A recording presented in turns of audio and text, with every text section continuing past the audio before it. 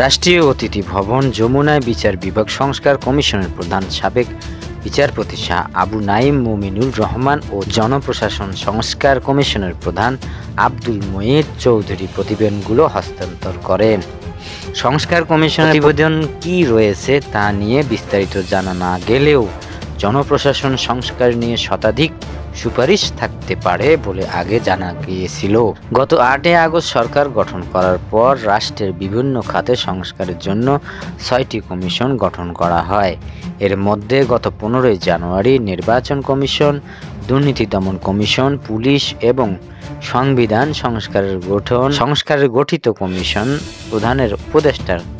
প্রধান উপদেষ্টার কাছে রিপোর্ট জমা দেয়।